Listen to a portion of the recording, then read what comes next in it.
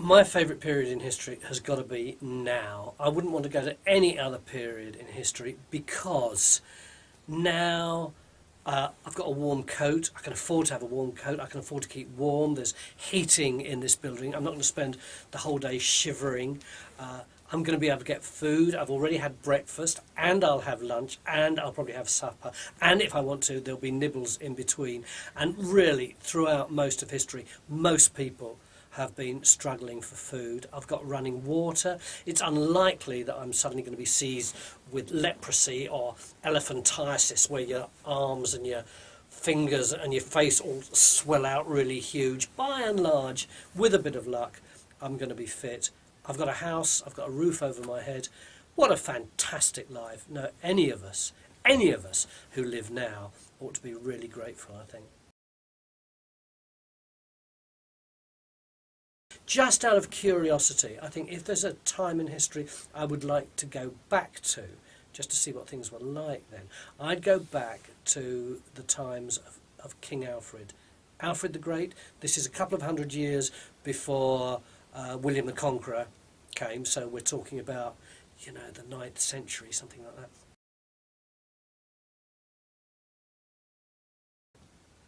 England, Anglo-Saxon England at that time, was reduced to about 25 square miles. That's all that was left because the Vikings had landed and they'd taken over all the rest of southern England. And Alfred wasn't supposed to be king. He was the youngest of about 5 brothers and all the others had been cooked.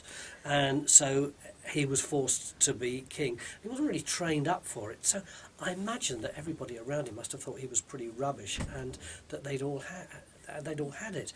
And there was one final battle left to be had, and if the Vikings won, we would all end up speaking Danish and eating bacon.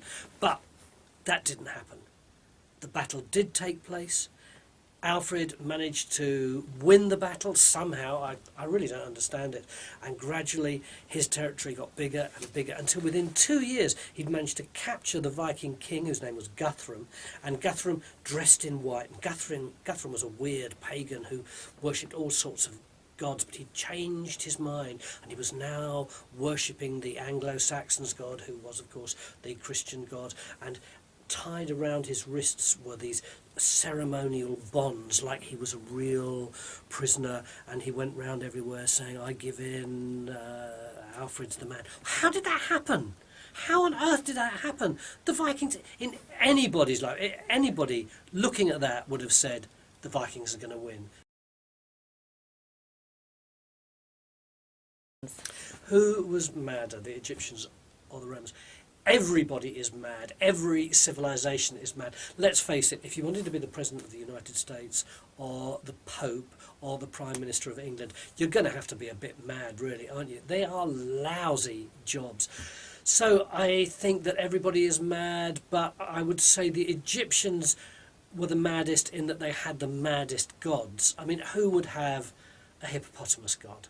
Who would have a crocodile god? Isn't that ridiculous? You're going, "Oh, bless you God, and there's actually a big thing like this with loads of teeth flapping up and down. I mean, that's just mad, isn't it?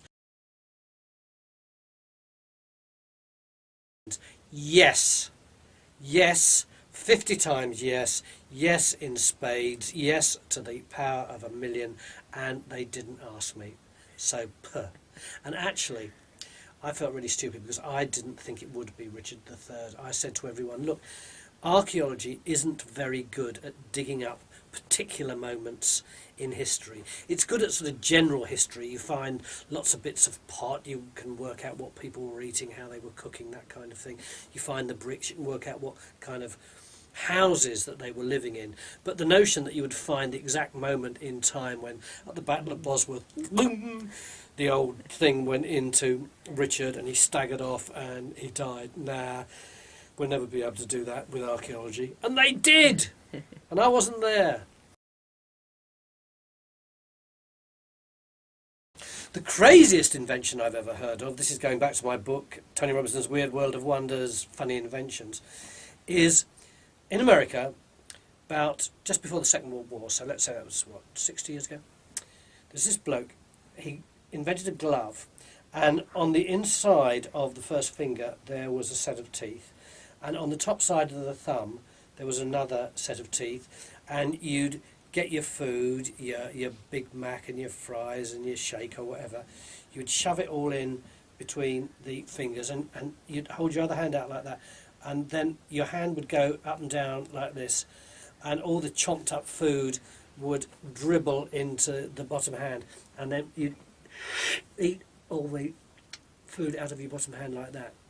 It was for people who were so lazy they couldn't even be bothered to chew, and it was called the tooth glove.